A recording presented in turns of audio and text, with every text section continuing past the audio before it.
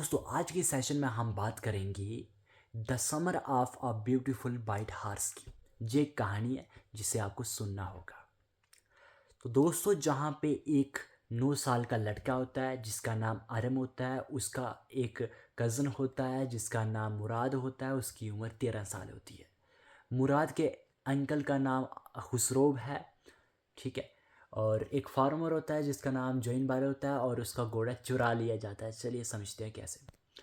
सुबह के 4 बज रहे होते हैं, आरम सोया हुआ होता है और उसके डोर के पास मुराद आता है, बेल बजाता है, उसको जगाता है।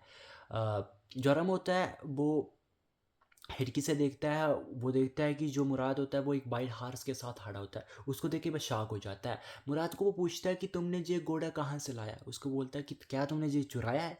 तो मुराद बोलता है कि तुम्हें घुड़सवारी करनी है तो आओ, पर ऐसे सवाल मत पूछो।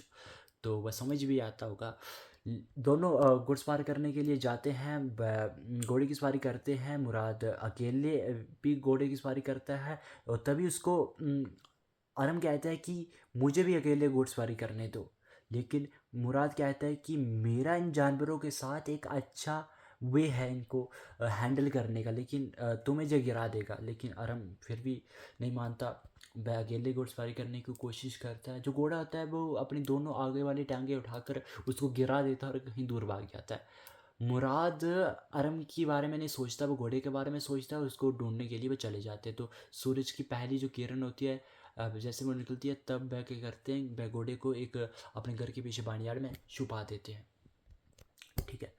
सो क्या होता है कि एक दिन क्या होता है कि जॉइन बायरो आरम के घर में आता है। आरम के घर में खुसरोब अंकल भी होते हैं। खुसरोब अंकल के सामने वो अपनी ये बात रखता है कि उसका एक घोड़ा छुप गया है और उसने काफ़ी बड़ा प्राइज़ नहीं, पैसे दिए हैं उसको लेने के लिए। और वो काफ़ी चिंतित है इस बात से और 12 किलोमीटर वो चल के यहाँ पे आया है। अंकल खुसरो कहते हैं कि इसमें कौन सी बड़ी बात है, हमारा भी घर जल गया था, इसमें कोई हार्म नहीं है। सो वो कहता है लेकिन मेरे पैरों टांगों में दर्द होगी इतना चल चल के। खुसरो भी ये कहते हैं इसमें कोई दिक्कत नहीं है, कोई हार्म नहीं है। तो अंकल खुसरो इस तरीके से उसके साथ बात करते हैं और जॉइन बार वापस चलने लगता है।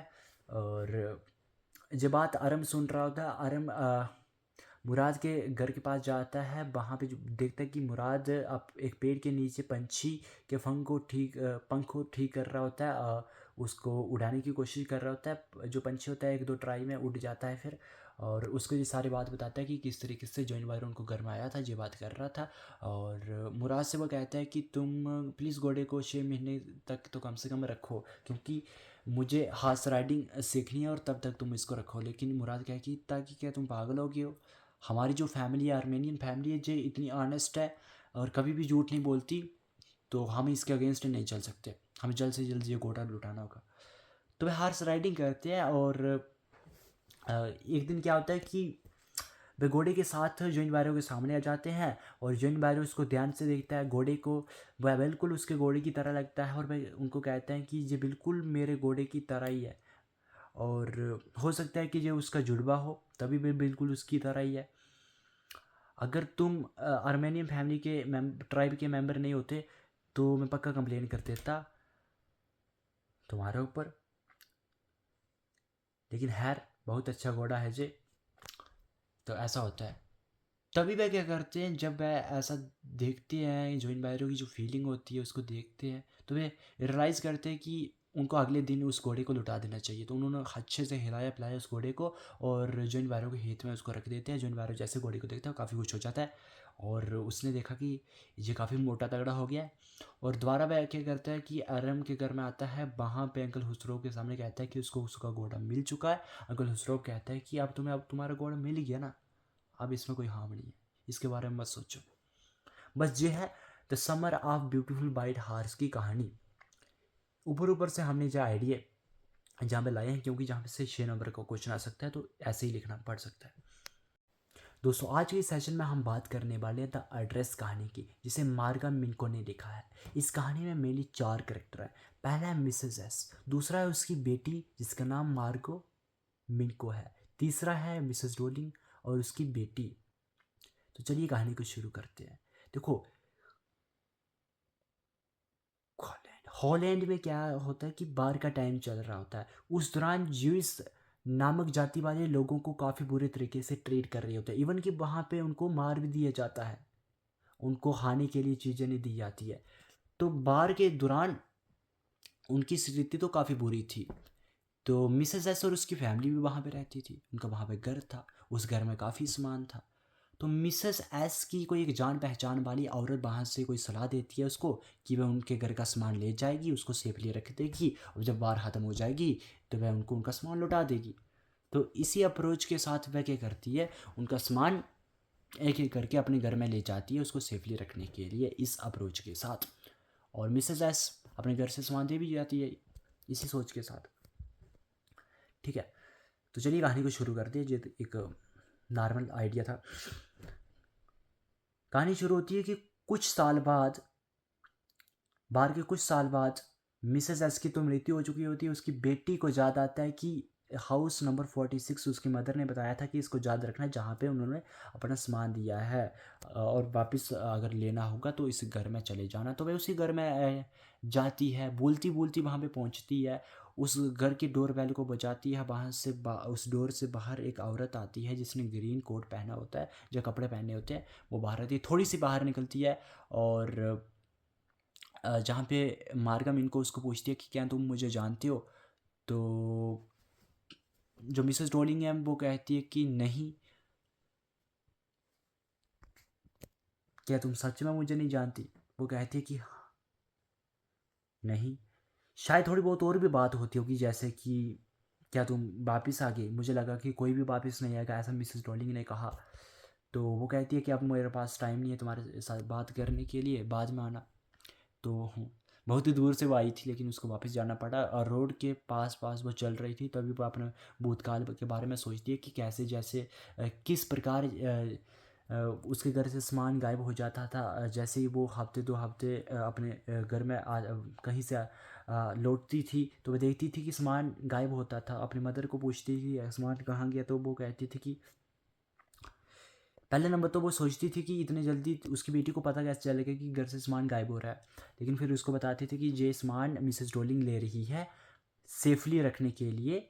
ठीक है, और मिसेस जो हमारी जई है मार्गम, इनको इसने मिसेस डोलिंग को सबसे पहले तो ट्रेन में देखा था, फिर उसको अपने घर में ही देखा था। वो देखती है कि जो मिसेस डोलिंग है वो काफ़ी भारी सामान को उठा रही होती है, उसकी पीठ फ्रैक्चर ना हो इसका उनको डर था, और उसकी जो पीठ थी काफ़ी मोटी थी। ठीक है, ये सारी बातें थी।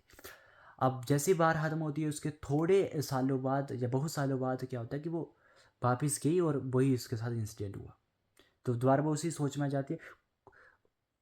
थोड़े और दिनों बाद क्या होता है कि वो दोबारा से हाउस नंबर 46 में जाती है, उसके डोर बेल को बजाती है, वहाँ पे देखती है कि मिसेस डोलिंग की बेटी होती है, जिस जो वो उस डोर से बाहर आती है, और वह कहती है कि मिसेस डोलिंग घर पे नहीं है, वो कहीं गई है, और तुम इंतजार कर सकती हो उनका। तो उसको कमरे में लेके जाती है। कमरे में जैसे ही मार्गो इनको जाती है, तो वहाँ पे देखती है कि हर एक सामान जहाँ पे जो भी लगा हुआ है वो उसके पहचान का है, यानी उन्हीं के घर का है।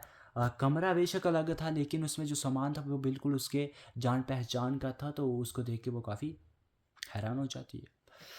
एक और बात, जो टेबल पे एक कपड़ा रखा हुआ होता है वो भी उसको बिल्कुल अच्छे से याद था। उस कपड़े के ऊपर कहीं जला हुआ निशान था, उसको वह मार्गोमेन को ढूंढती है तो वो भी उसको मिल जाता है, मतलब हर एक चीज़।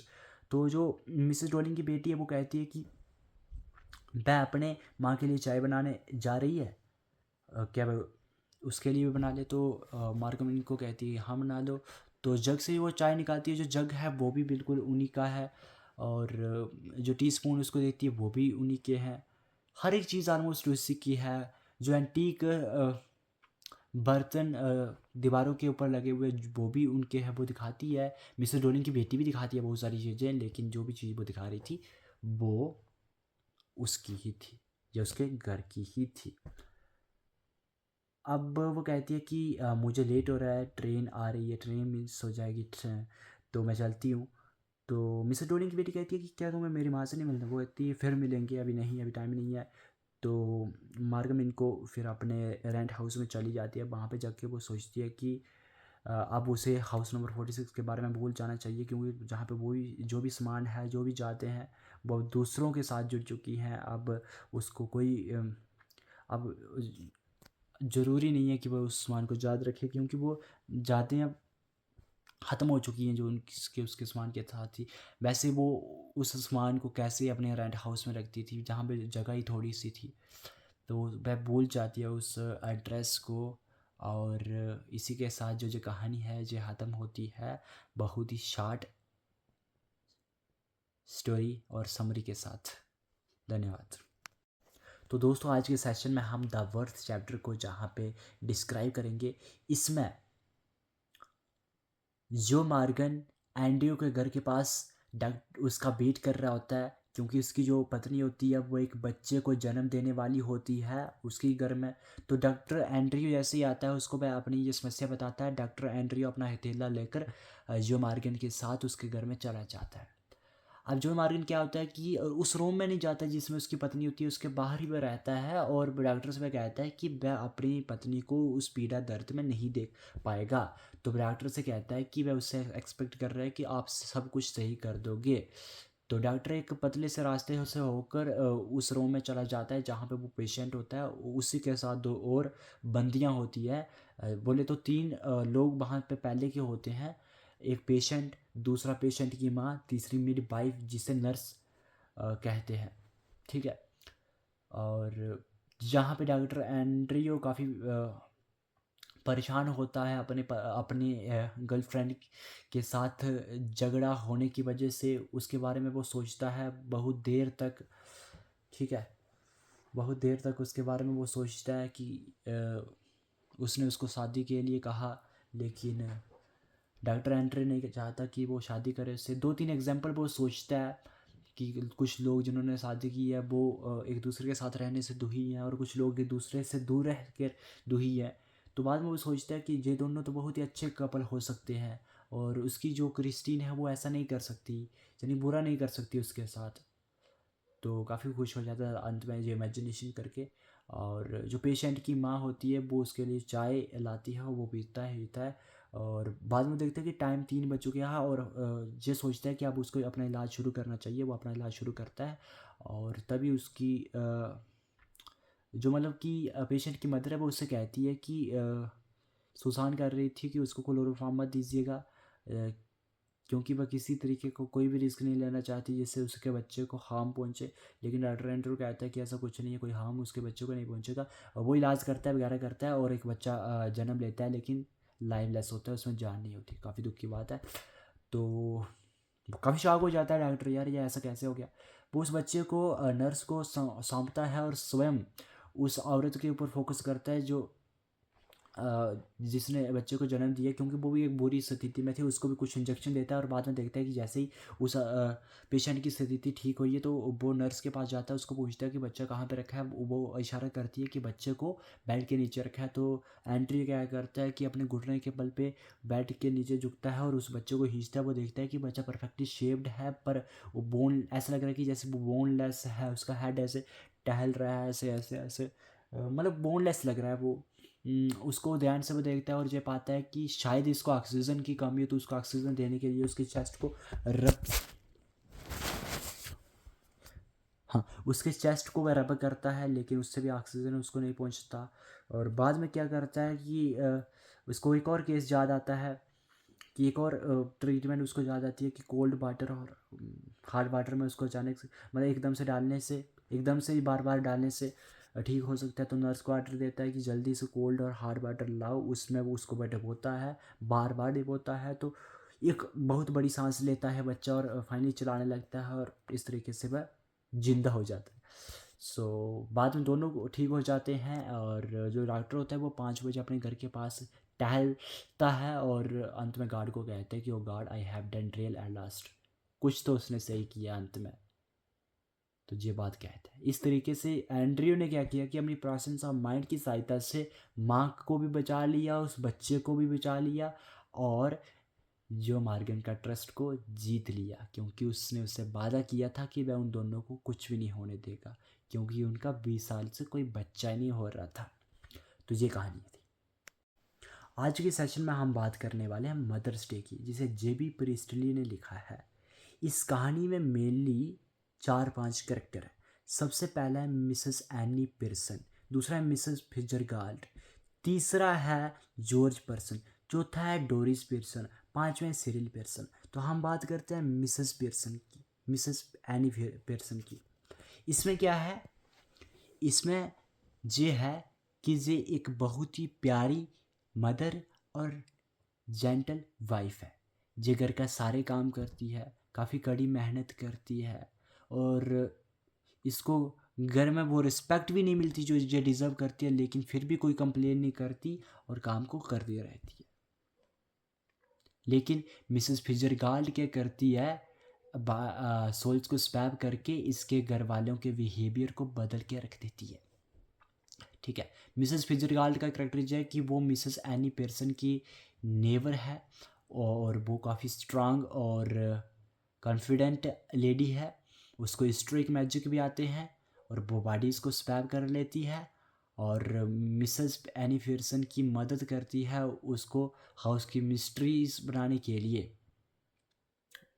क्यों? क्योंकि उसने उसके घर वालों के बिहेवियर को सही कर दिया। इसके बाद हम जॉर्ज पियर्सन की बात करते हैं, जो एक बिगड़ा हुआ आदमी है। ठीक, बिगड़ा हुआ आदमी है जो 7-8 घंटे ऑफिस में काम करता है और घर में आता है और अपना पत्नी को हल्के में लेता है, उससे सारे काम करवाने की एक्सपेक्टेशन रखता है। ठीक है, और इसको सही किया है मिसेस फिtzgerald ने। इसके बाद डोरिस पियर्सन, वो एक बेटी होती है मिसेस एनी पियर्सन की, जो बिगड़ी हुई है, कुछ 20 साल के आसपास की वो है। अपनी मदर को हल्के में लेती है, उनसे हर एक काम करवाने की एक्सपेक्टेशन रखती है, जैसे कि उसके लिए चाय बनाओ, उसके लिए खाना पकाओ, उसके लिए कपड़ों को प्रेस करो, उसको अपने बॉयफ्रेंड से मिलने जाना, ये बात। तो सिरिल पियर्सन भी मैस्कुलिन, हम बोल सकते हैं मैस्कुलाइन सिबलिंग है अपने बहन का, उसी की तरह बिगड़ा हुआ है, और उसी पे गया है, अपने मदर को हल्के में लेता है। ठीक, he takes her mother for granted, he has taken her mother for granted. ठीक है, इसका मतलब हल्के में लेना होता है। और ये भी एक्सपेक्टेशन करता है उसके लिए टी बनाओ, उसके लिए खाना पकाओ, ये करो वो करो, फलाना टपकाना करो।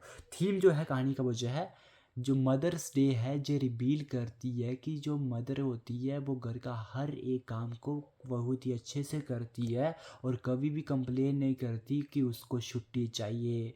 वो हर दिन, पूरा दिन और पूरे हफ्ते काम करती है। जो बंदे 7-8 घंटे काम करते ऑफिस में, वो ऐसा दिखाते हैं जैसे कि वो काफ़ी थक गए हैं, ऐसा हो गया वैसा हो गया, लेकिन ये कभी भी नहीं थकती, जो काम करती रहती हैं, कड़ी मेहनत करती है, जहाँ तक कि इनको रिस्पेक्ट मिले या ना मिले, जिसको ये डिज़र्व करती है तब भी ये काम करती हैं। तो इस कहानी में मिसेस फिtzgerald ने क्या किया कि लोगों के बिहेवियर को चेंज किया, और उनको ये सिखाया कि कितना ज़रूरी काम करती हैं फैमिलीज़ में जो लेडीज़ होती हैं, इनके बिना घर नहीं चलता, और ये कोई छोटा मोटा काम नहीं होता, बहुत बड़ा काम होता है। ये चीज़ दिखाई गई है इस कहानी में।